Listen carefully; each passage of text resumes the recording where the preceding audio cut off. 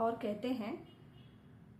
Rudolf Steiner was untiring in asking the teachers and physicians to take a differentiated view of the account of the relative proportions in form,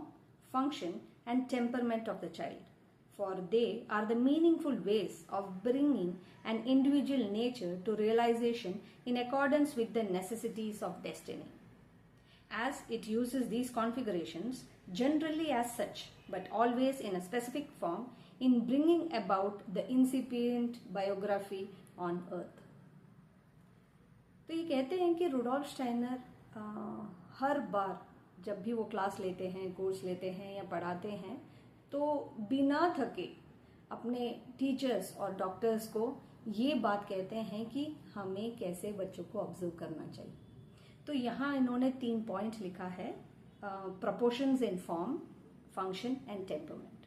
form मतलब कि जैसा बच्चा दिखता है, कैसे हैं आंखें, कितना बड़ा सर है, कैसे चलता है, कैसे हमें देखता है, और फंक्शन वो किस तरीके से वर्ल्ड के साथ इंटरेक्ट करता है, कैसे मम्मी पापा के साथ बात करता है या बात नहीं करता है, कैसे स्ट्रेंजर्स से मिलता है,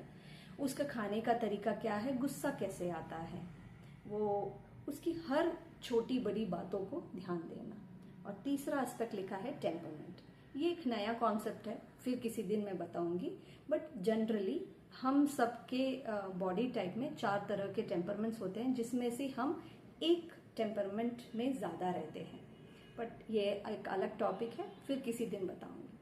तो स्टाइनर के हिसाब से अगर हमें उस बच्चे का फॉर्म, फंक्शन और टेम्परमेंट हम समझ सके, तो वो बच्चा जो डेस्टिनी लेके आया है वो हम समझ पाएंगे।